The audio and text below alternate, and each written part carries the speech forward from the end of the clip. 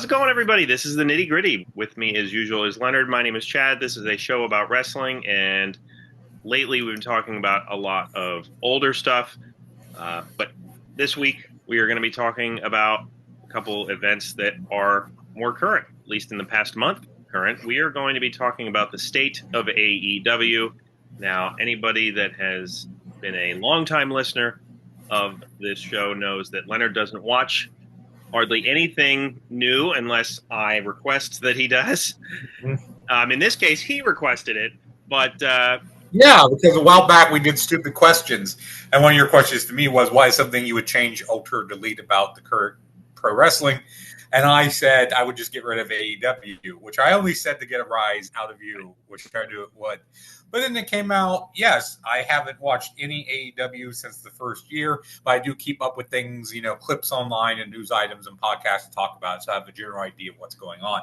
So I was going to watch it Summer Spectacular, but we get HBO Max through Amazon Prime. I don't know if that's the reason, but I couldn't watch it on delay. I either watch it live or I don't watch it. So I was able to catch the July 9th episode of Dynamite, which was the go-home show for All in Texas, which I did not watch All in Texas because that was a pay-per-view, which I wasn't going to pay for, and it was 6 hours long.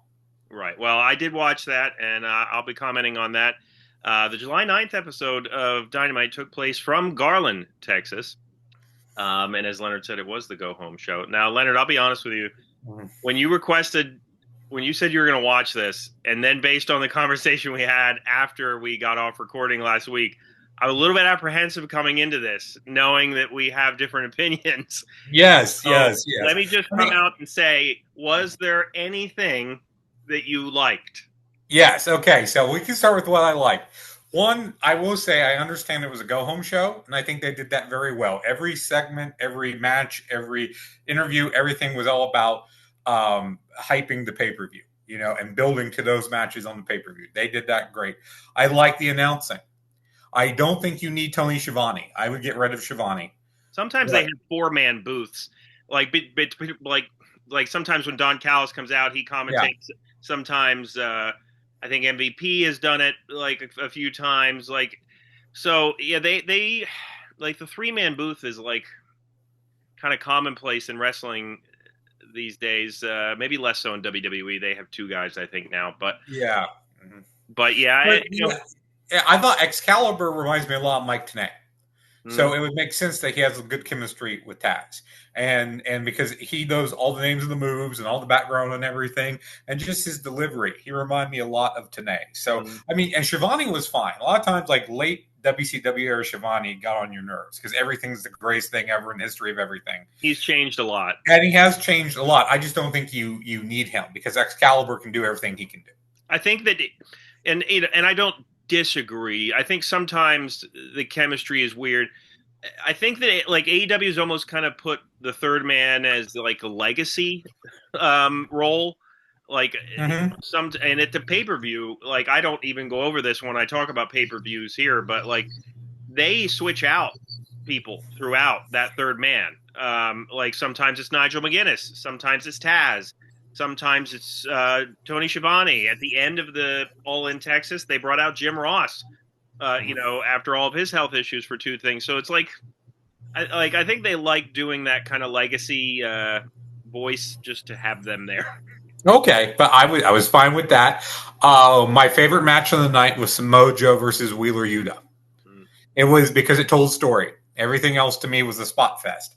That told a story. It was Joe saying, "Oh, this is a nobody. I'm just going to toy and play with this guy for doing it." And then Yuta starts to come back and starts looking good. And Joe's like, "Oh, crap, this guy's better than I thought he was, and I got to shut him down." And then that's when that Coquina Clutch comes out. So that told a story. So that was my favorite match of the night. So that's positive. My favorite segment of the night was the MJF and Mark Briscoe in-ring paper. The talkie talk. The talkie talk. What was it? It was Wednesday is talkie talk. Saturday is whip ass night or something like that. I wrote that down. Something like that. Thankfully, MJF came right out. That should be on a T-shirt. Yeah. Yes.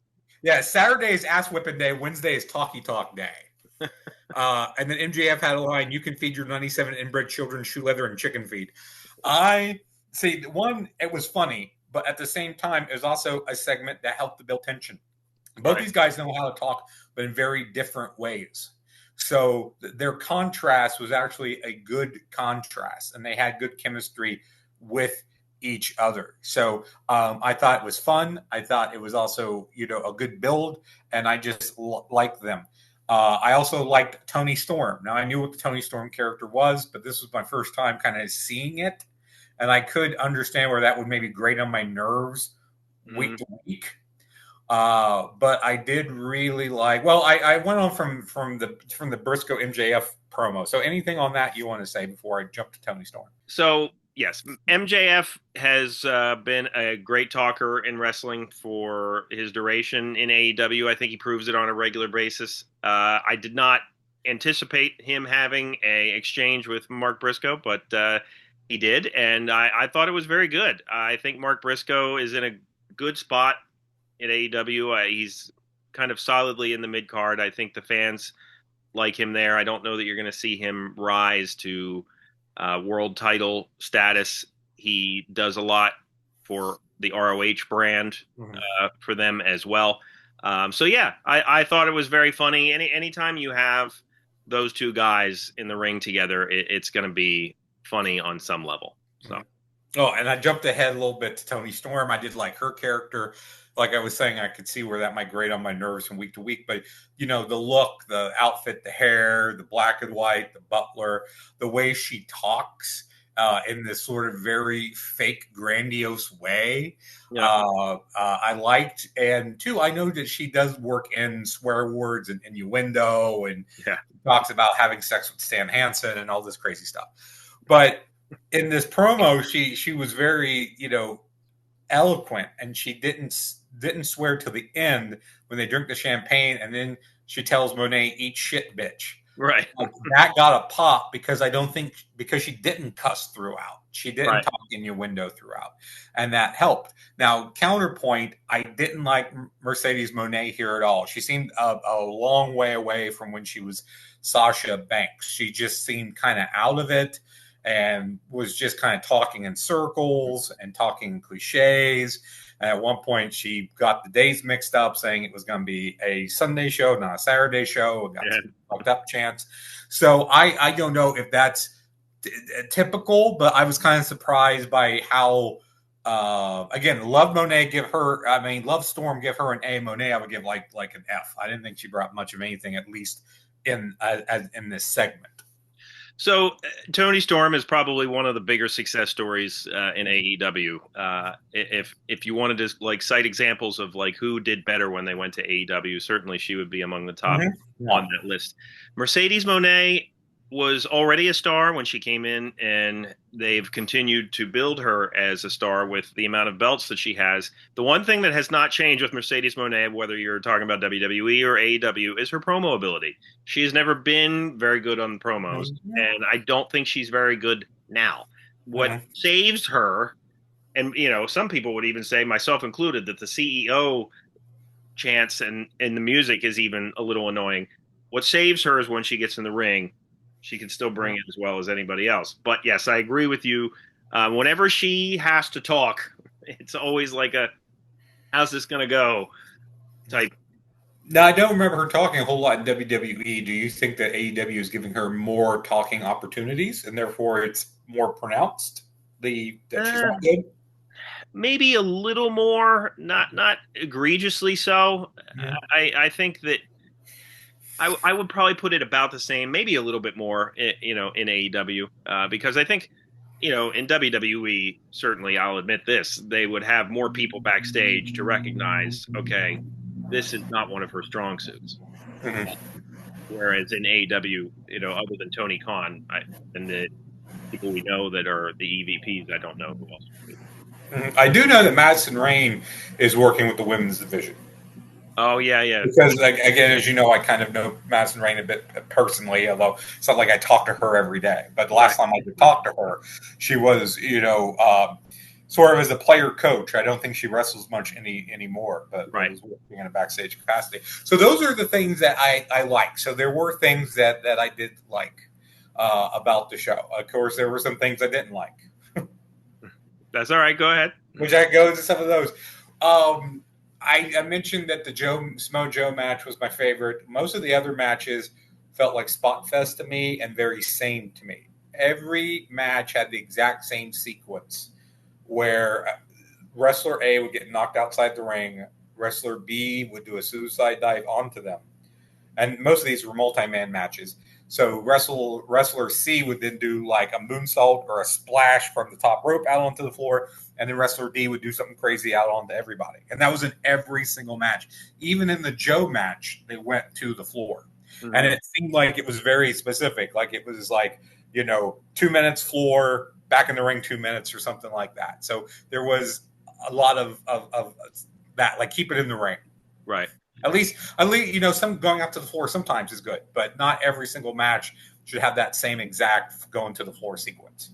Right. Well, yeah. So I would say that there is those elements you mentioned, kind of trademarks of the matches certainly exist. I would say they exist in both companies right now. I guess I notice it less so in AEW, although I certainly, when you mentioned some of the spots that you did, I certainly see that they're in, a lot of the matches. The Spot Fest thing is kind of what I like, so I won't disagree with calling it a spot. Yeah, well, again, and if you like it, you like it. Right. You do, I don't. So that's a negative to me, but not necessarily a negative to other people. Right. So that's why I say, like, I can certainly see that point of view. But yeah, they do a lot of the suicide dives. They do a lot, and when it's a multi-man match, you can bet somebody's going to do moonsault out to the outside. So yes, those factors certainly exist, and I think that the inability to change up the style on a regular basis, I think it's more pronounced to us as wrestling fans in every company, because it's so front and center every week for us that, like, we see, okay, this is what this guy does every time. This guy does something similar every time. Whereas, like, before in the 80s, 70s, whatever, like Ric Flair, people like that, they were doing a lot of the same stuff, but we didn't see it all the time. So it wasn't quite as pronounced. Does that make sense? Yeah. And two, I would say, and you may disagree with this too, is I think there was a little more of improvisation in the 80s. It was more calling it in the ring and calling it on the fly more than today, because a lot of times too, it seems like, especially with my least favorite match was the women's match. The four-way women's match, I thought that was very botchy. It was. And the pacing was kind of off, and I don't think maybe they had worked a lot of four-way matches to know what they were doing. But a lot of times it was like two women working with one other one, and then the fourth woman just stood on the apron and waited for her cue and went like, okay, and then got in and did what she was supposed to do. Yeah. So it seemed like there's more scripted, more, I'm waiting for them to do A so I can do B type of stuff. Yes, and I can't comment on what WWE does lately. Yeah, again, and I will say before you go on, we talked about the sameness, and when we watched the WWE pay-per-views this year, we noted that too. I think it's a different style of match, but again, every match is the same over there. Yeah, so when I watched the event and I saw the women's match, I noticed that it was a bit on the sloppy side, and I was like, Leonard will certainly notice. Yes. I like Megan Bain. I think that she has potential. But yeah, that was not the greatest match on the card for sure. And I liked a lot of the characters. I thought the women had character and they had cool outfits. And I've seen Queen Anamata in person. She's wrestled in Marietta, Ohio for a company down there. So I've met her. Very, very nice. As you can imagine, the Dan Weber, our close personal friend, got pictures with Queen Anamata. Outstanding.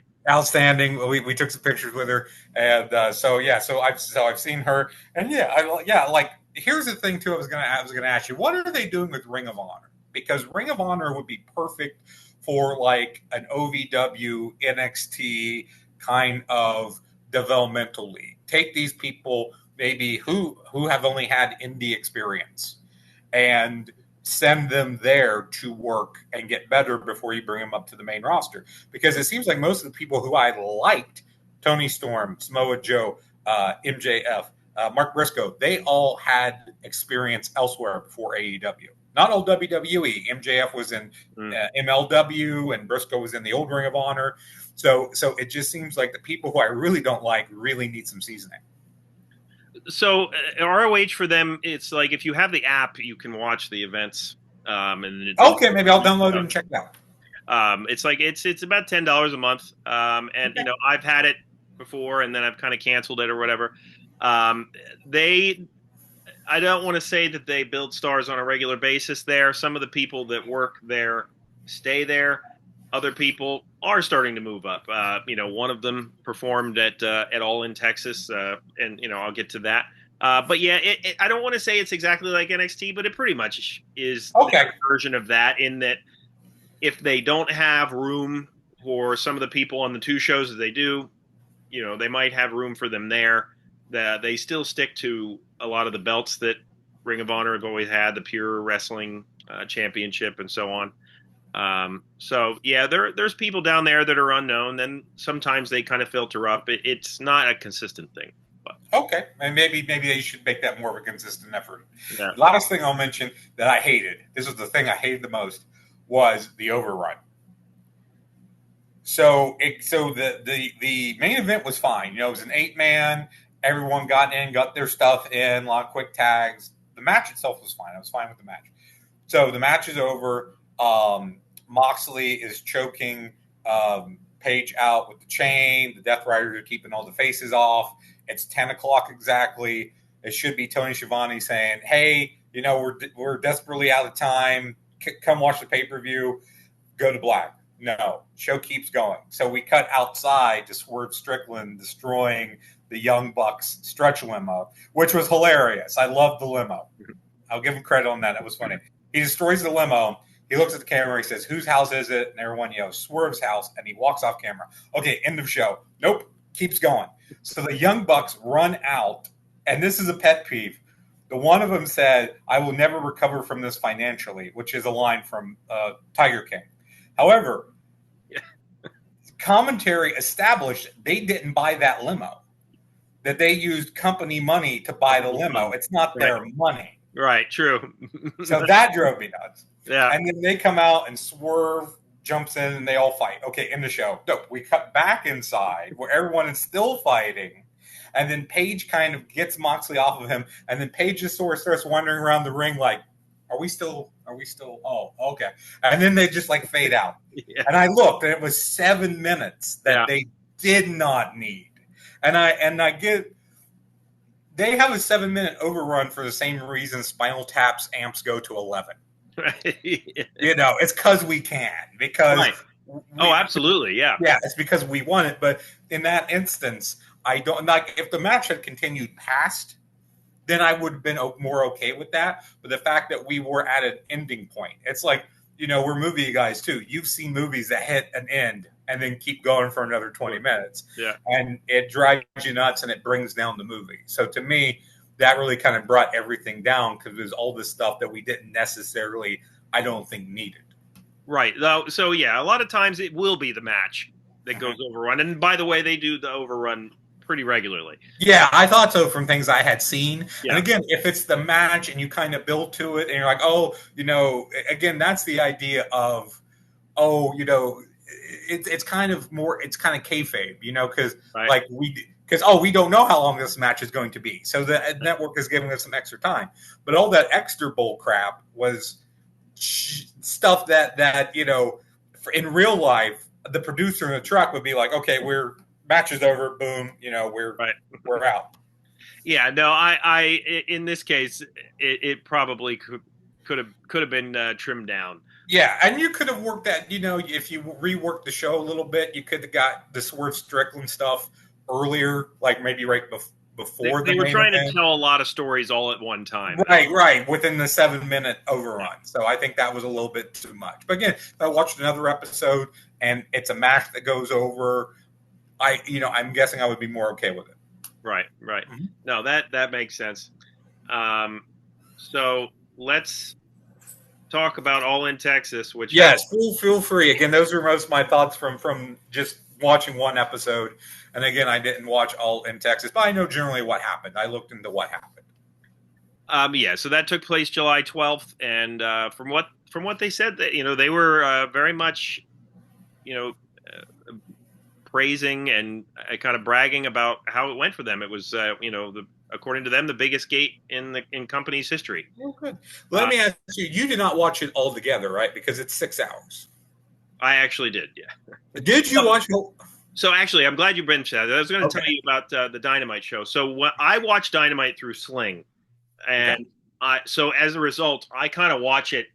Sometimes I watch it live when it happens. Most of the time, I watch it like little bits at a time throughout the week. So the overrun to me, like a lot of times, I don't even notice it, But like when you bring it up the way you did, I was like, okay, that makes sense. Yeah, and I'm watching a 2 hour chunk where again that overrun to you might be just a part of the last 15 minutes that you're watching or something. So actually, I lied. I did not watch All in Texas all at once because so usually I will watch their pay-per-views all at one time. Mm-hmm. I was actually at a wedding that day because it was a Saturday and I was very much busy with the wedding. So I bought the pay-per-view and then I could watch the replay on Amazon. So I actually watched it in parts. Most of the time, like I said, I will watch it in full. But yes, it's very long and, you either like that or you don't. But I did not watch the pre-show. There were the 0 hour, the All in Texas. Okay, and the 0 hour is part of that entire 6 hours, right? Yeah, I believe so. Okay, well that's a little bit, but still, I don't know. I think to me, if you're more than 3.5 hours, that's probably 2 days. Make it a 2-day event. Yeah, or have a special collision the night before with the leftover stuff. No, yeah, that's fair for sure. The first, so I won't go over the 0 hour. There was there's 2 8-man tags in the 0 hour, and then a tag team match, FTR against the Outrunners, which apparently the FTR and the Outrunners had a really good match on Collision before this. So, the first match of the night was the Trios World Championship, the Ops of Shibata Powerhouse Hobbs and Samoa Joe against Death Riders Claudio Castagnoli, Wheeler Yuta, and Gabe Kidd.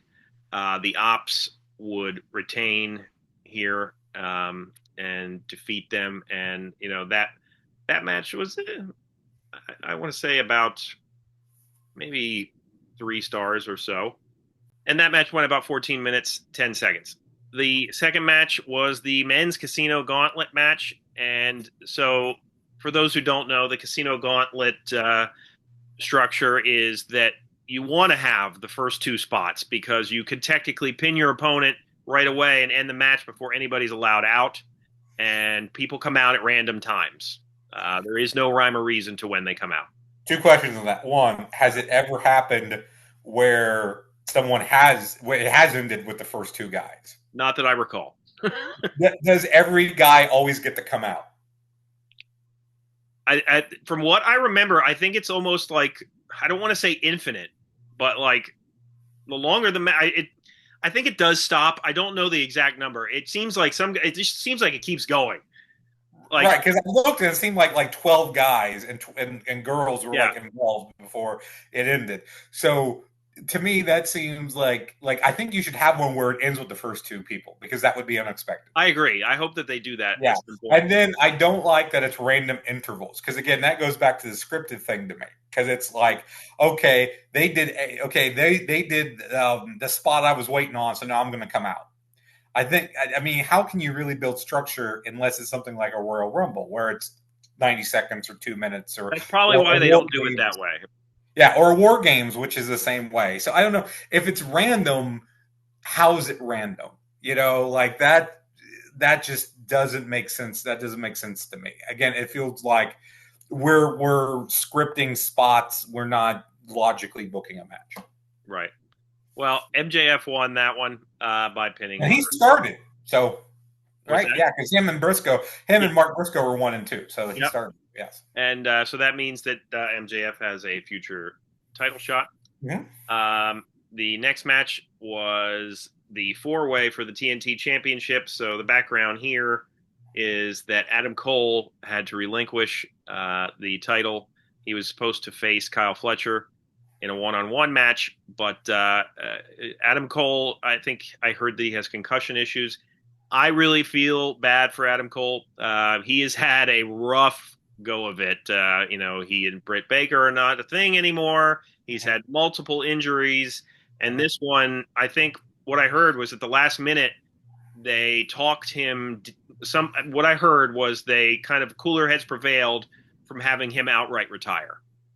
And I had heard rumors that they were talking about retirement and decided not to go that route. Yeah, I've also seen he was never a big dude, but he seems very thin. Yeah, and I don't know if that was part of the health issues, but when I saw him in the ring talking, I was like, oh gosh, he looks like a kid, like a skinny teenager. He looks he does. Yeah, and so similar to Bryan Danielson and Edge before him, we don't know what's going to happen there, and hopefully hope for the best. But it turned into a four-way with Dustin Rhodes, Daniel Garcia, Kyle Fletcher, and Sammy Guevara.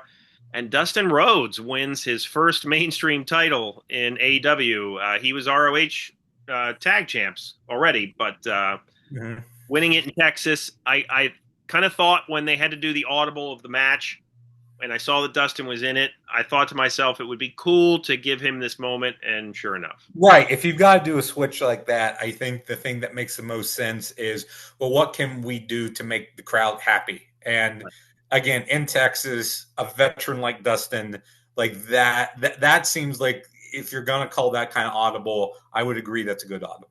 Yeah. By the way, I would probably give the men's casino gauntlet match about 3.25 stars. I'd give this four-way about the same, maybe 3.25 stars. After this, we have a tag team match for Strickland and Will Ospreay against the Young Bucks. The stipulation is here that the Young Bucks, if they lose, were stripped of their EVP titles, and if Ospreay and Strickland lose, they can't challenge for the world title for a year. This was one of the better matches on the card, I would say. It was about a little north of 25 minutes and was very good. I would put it at about 4 stars or so. Okay, and the Bucks did lose, so they're not EVPs anymore. No, they are within storyline. Absolutely. So after this, we would have the women's casino gauntlet match.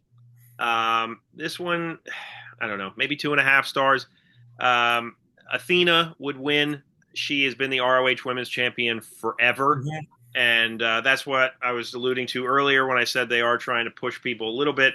Athena has certainly earned this spot. They need more people to contend with a Toni Storm and a Mercedes Moné. And they have a lot of good, solid female wrestlers, but not all of them are on the level that they need to be to challenge for those titles. And I think Athena is there. There's a lot of free agents from the WWE cuts right now, so who knows who they'll sign. But yes, Athena would win that. After this, you'd have a 3-way for the AEW World Tag Team Champions, the Hurt Syndicate of Bobby Lashley and Shelton Benjamin, against Jet Speed of Kevin Knight and Speedball Mike Bailey, against the Patriarchy of Christian Cage and Nick Wayne. Hurt Syndicate would win here. They've been pretty dominant. This match was okay, maybe 3 stars. I like Speedball Mike Bailey a lot. And the Christian Cage Nick Wayne thing has run its course now. They turned on Christian Cage, and they are certainly alluding to a reunion of Edge and, Cope and Christian as a tag team, which everybody, I think, wants to see to a certain extent. So yeah, give them a nostalgia run of 3 months or something. I think that's fine. And when I watched Dynamite, I will say I was disappointed that I didn't get to see more of the Hurt Syndicate or of the Patriarchy, because I've heard those have been good things, and on my episode, I didn't get a lot of that. Yeah, that's true. And I don't watch Collision on a regular basis. I think a lot of the stuff that we don't see does get time on that one. But I think I have, because I just don't have time. I think I have over 40 episodes of Collision on my Sling DVR. So, anyway, the next match, AEW Women's World Championship. Mercedes Moné has not lost in AEW, and I was really apprehensive about going into this because, in my opinion, it should have been her first loss, and it was. Toni Storm retained. Very good match. I would also rate it about 3.75 or 4 stars, about 24 minutes. I enjoyed it, and I think the right person won. Make Mercedes chase it a little bit before you just push her to that point. The second to last match, Kazuchika Okada against Kenny Omega. They unified two titles here, which I think was a good thing. The Continental Championship and the International Championship were united to create the Unified Championship, they're calling it. Which doesn't make sense since they're still a world title. Well, yeah. I don't know why. Calling it the Unified Championship is a weird choice. But yeah, that's what I thought. Okada, so obviously Okada won here. Obviously, these guys have a long history. They were never going to have a match that equaled what they did in New Japan. They're both a little bit older now. They both can still go in the ring. Kenny's had some health issues. I viewed this the same way I did Austin Rock 3 at WrestleMania 19, which I like that match a lot, by the way. And I like this match a lot, but that's kind of what you have here. You had two guys that just had that storied rivalry, and they had another match that was good. And that was about 30 minutes. And the main event was a Texas Death Match for the AEW World Championship at Hangman Adam Page against Jon Moxley. 35 minutes, 55 seconds.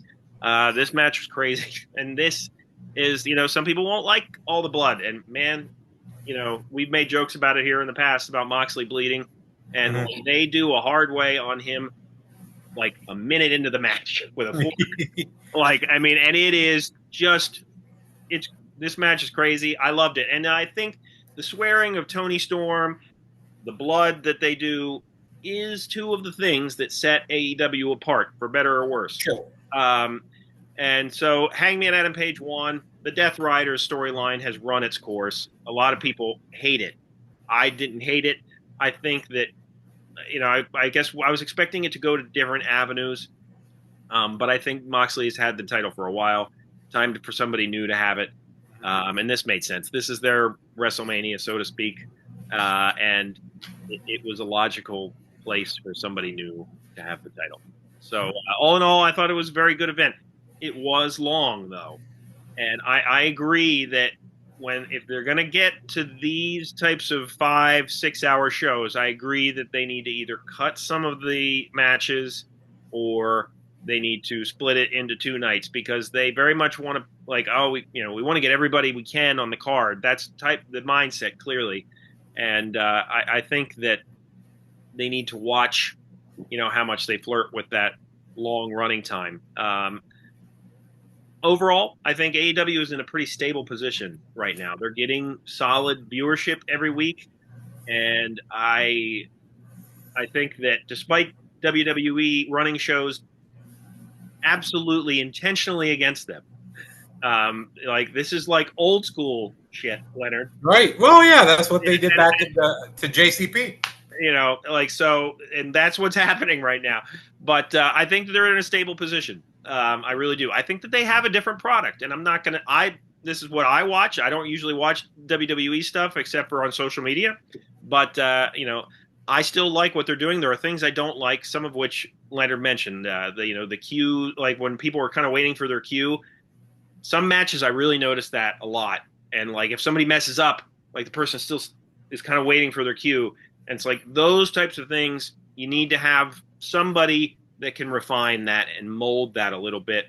So that they do have guys like Samoa Joe and Christian, and I think people who could teach the younger guys how to do that if they're allowed to do that. Yeah.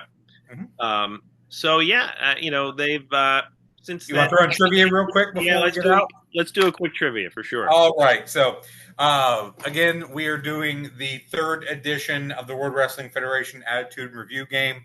Chad, your questions. What is the Undertaker's younger brother's name? Kayfabe, of course. Glenn Jacobs. That would be Kane.